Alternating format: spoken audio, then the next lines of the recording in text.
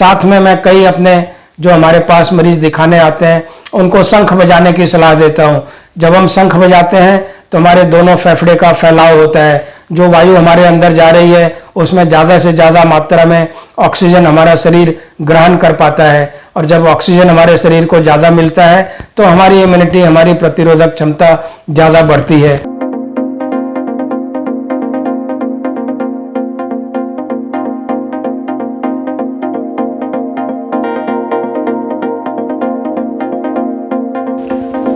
मैं डॉक्टर राजेश गणेश पार्थसारथी कालकाजी क्षेत्र से चिकित्सक की भूमिका में।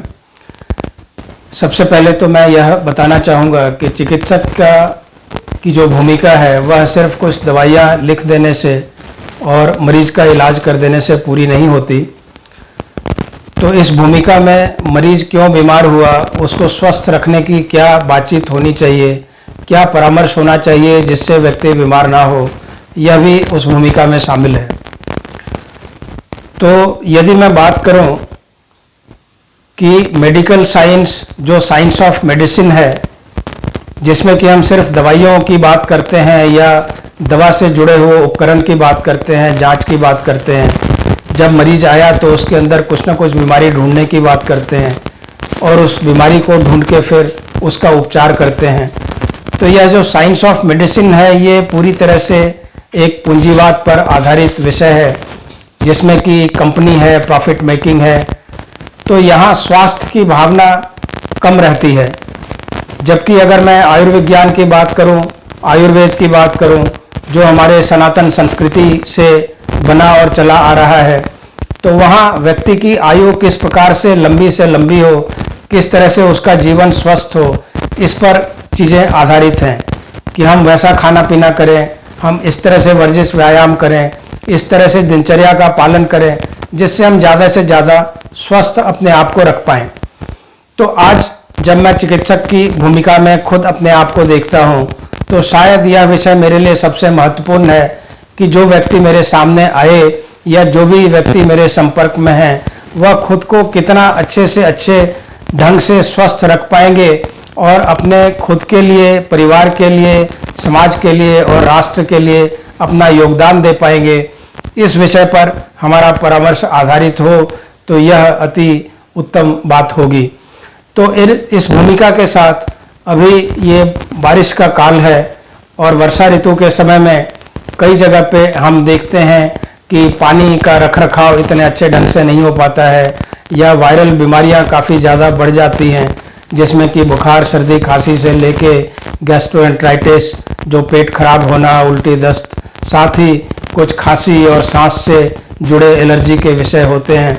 इन बीमारियों का काफ़ी जो है वो बढ़ाव हो जाता है। तो ऐसे में सबसे पहले पुनः मैं यही कहूँगा कि जो व्यक्ति अपनी इम्यूनिटी को, अपनी रेजिस्टेंस और प्रतिरोधक क्षमता को जितना ज़्यादा बढ़ाकर रख सकता है उतना ज़्यादा वह बीमार कम होगा। अगर बीमारी हुई भी तो जल्दी से जल्दी वह ठीक अपने आप को कर पाएगा। और इसमें हमने ये 5 बिंदुओं को ही महत्वपूर्ण माना है। जो 5 बिंदु में पहला आहार व्यवहार होता है कि किस प्रकार से हम हर 4 घंटे में अपने शरीर के अंदर भोजन की कुछ मात्रा दें जो हल्की मात्रा हो और जिसमें न्यूट्रिशन ज़्यादा हो, जो सिर्फ जंक फूड या सिर्फ एनर्जी रिच फूड ना हो, बल्कि जिसमें कि हम विटामिन्स, मिनरल्स, ऐसी चीज़ें ज़्यादा ले रहे हों। इसी प्रकार से खाने का एक निश्चित समय होना चाहिए, जिस निश्चित समय पे भोजन अगर शरीर को मिलता है तो शरीर में उसका ज़्यादा से ज़्यादा उपयोग हो सकता है। तो बैलेंस डाइट हो और टाइमली फूड हो, ये सबसे इम्पॉर्टेंट विषय है। दूसरा जो बिंदु है वह निद्रा को लेके है कि 6 घंटे की अच्छी नींद हमें मिले, जिसको हम साउंड स्लीप कहते हैं, कि सोए तो एक ही बार सुबह नींद खुले, ऐसी नींद हो और बीच बीच में टूट टूट के ना आए। साथ ही जब हम सुबह उठें तो तरोताज़ा महसूस करें, ताकि और सोने की इच्छा या हम और थकान महसूस कर रहे हैं इस तरह की भावना ना हो। तो इस नींद से भी हमारे शारीरिक और मानसिक स्वास्थ्य जो है इसकी बढ़ोतरी होती है। तीसरा बिंदु जो है वो वर्जिश और व्यायाम से जुड़ा हुआ विषय है कि हम योग करें, मेडिटेशन करें और इसके साथ ही अच्छी शारीरिक व्यवस्था अगर हमारे शरीर की रहती है आधे घंटे भी, तो हम शरीर को स्वस्थ रखने में कामयाब रहते हैं। चौथा बिंदु जो है वह तनाव को लेके है कि स्ट्रेस तो सभी के लाइफ में, जीवन में होते ही हैं, लेकिन हम अपने स्ट्रेस को, तनाव को किस प्रकार कम से कम रख पाते हैं, इसके विषय में चाहे हम गाना सुनते हो, हम अपने दोस्तों से बात करते हो, कहीं घूम के आते हो या कुछ खेलते हो, तो इन सभी चीज़ों से तनाव हमारे जीवन में कम होता है।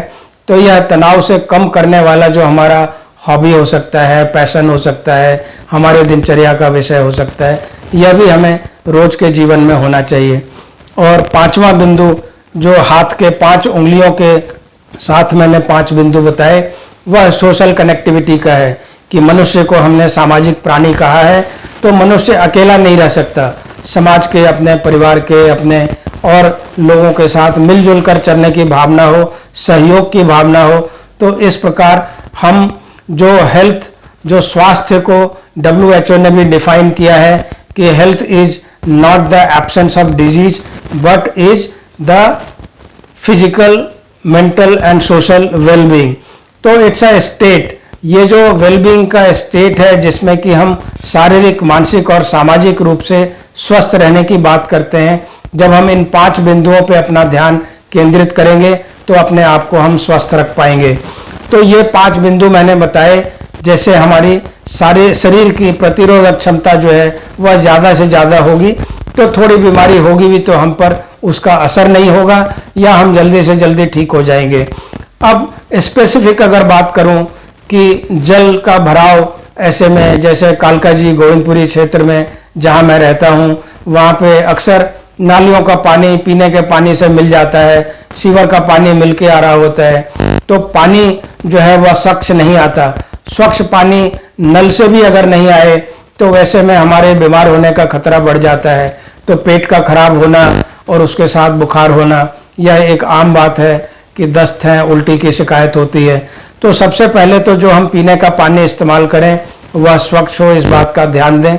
गर्म करके पानी को घड़े में रख सकते हैं, फिर पीने को इस्तेमाल करें, या हम RO एक्वागार्ड का पानी भी पी सकते हैं। लेकिन यहाँ थोड़ी सी मेरी रिजर्वेशन ये रहती है कि अमूमन एक्वागार्ड या RO का पानी पीने से हमारे शरीर में विटामिन D की कमी हो जाती है, तो विटामिन D की कमी होने से भी हमारा शरीर जो है वह कमज़ोर होता है। तो इस तरफ हमें बैलेंस पानी का रखरखाव होना चाहिए, ध्यान होना चाहिए, वह स्वच्छ तरीके से पिया जाए, इस बात का ध्यान रखें। दूसरी बात, आज के समय में जब कोरोना अभी भी पूरी तरह से गया नहीं है और देश कई मंकी पॉक्स और ऐसी बीमारियों से भी जूझने की बात कर रहा है कि कई केस हमारे देश में मिले हैं, तो वायरल फीवर्स जो हैं इस समय काफ़ी ज़्यादा चरम पर रहता है। तो ऐसे में अमूमन एक तो प्रतिरोधक क्षमता की बात हुई, दूसरा हम एक दूसरे से भी ऐसी बीमारियां कंट्रैक्ट करते हैं कि हमारे परिवार में या हमारे काम करने की जगह पर या हमारे पढ़ाई के स्कूल, विद्यालय, महाविद्यालय में भी ऐसे कई लोग हो सकते हैं जो हमारे आसपास हैं और बीमार हैं, हम नहीं जानते हैं और उनसे हमें बीमारी या वायरस हमारे अंदर आ गए। तो ऐसे में भी हम लोगों को अपना ध्यान रखना चाहिए कि किस तरह से हम स्वस्थ और सुरक्षित रहें और खुद का ध्यान रखें। तो जो ध्यान रखने वाली बात होगी कि हम आहार व्यवहार अच्छा करें, पानी की मात्रा ज़्यादा लें, बारिश में भीगना, मतलब ये विषय ऐसा है कि हम बीमार पड़ सकते हैं, इस विषय को समझकर ही उसका मतलब ध्यान रखें, छाता लेके चलें। और साथ ही अगर हम बीमार पड़ने की स्थिति में आ जाएं तो जल्दी से जल्दी डॉक्टर, चिकित्सक से परामर्श करें ताकि उसका उपचार हम जल्दी कर पाएँ। इसके साथ कुछ वायु प्रदूषण से जुड़ा हुआ विषय भी रहता है, क्योंकि दिल्ली सबसे ज़्यादा वायु से प्रदूषित हमारी राजधानी है। तो इस क्षेत्र में हालांकि सरकारें काम कर रही हैं, लेकिन सरकारें ही सिर्फ योगदान करें और व्यक्ति अपना योगदान नहीं करे तो भी हम समुचित विकास की स्थिति में नहीं आएंगे। तो ऐसे में हर व्यक्ति को यह ध्यान देना है कि वह किस प्रकार अपनी रेस्पिरेटरी कैपेसिटी बिल्डअप करे। जैसे हमारे सांस नली की जो वर्जिश व्यायाम हो सकती है, वह दौड़ना भागना से लेके रस्सी कूद हो सकता है, कोई खेल हो सकता है। साथ में मैं कई अपने जो हमारे पास मरीज दिखाने आते हैं उनको शंख बजाने की सलाह देता हूँ। जब हम शंख बजाते हैं तो हमारे दोनों फेफड़े का फैलाव होता है, जो वायु हमारे अंदर जा रही है उसमें ज़्यादा से ज़्यादा मात्रा में ऑक्सीजन हमारा शरीर ग्रहण कर पाता है, और जब ऑक्सीजन हमारे शरीर को ज़्यादा मिलता है तो हमारी इम्यूनिटी, हमारी प्रतिरोधक क्षमता ज़्यादा बढ़ती है। तो इस प्रकार से हम अनुलोम विलोम भी कर सकते हैं, योग भी कर सकते हैं, और साथ में शंख बजाकर हम शारीरिक, मानसिक और साथ में स्पिरिचुअल हेल्थ को भी बढ़ावा दे सकते हैं। तो ये कुछ विषय हैं जो हमें एक चिकित्सक के नाते सभी के साथ साझा करना ये हमारा दायित्व बनता है, क्योंकि जब हम सरकार के अनुदान के ऊपर हमने पढ़ाई की और सरकार के सारे मतलब टैक्स पेयर के मनी के रूप में हमारा स्कूल और कॉलेज का फीस भरा गया, तो समाज को कुछ वापस देने की भावना भी हमारे मन के अंदर होनी चाहिए। तो हम क्या वापस दें? तो सबसे बड़ी तो हम सूचना आप सभी लोगों के साथ शेयर कर सकते हैं कि सूचना से कम कुछ लोगों का अगर फायदा होता है तो हमें इसकी संतुष्टि होगी कि हमने देश को, समाज को कुछ वापस दिया। साथ ही मुझसे जुड़ने के लिए आप कभी भी मेरे नंबर्स पे, ईमेल आईडी पे कनेक्ट हो सकते हैं। Global health square 24x7 service आपको दे रहा है कालकाजी क्षेत्र में। जब कभी हमारी जरूरत हो आप हमसे संपर्क करें। डॉक्टर राजेश गणेश पार्थसारथी, बहुत बहुत धन्यवाद। भारत माता की जय।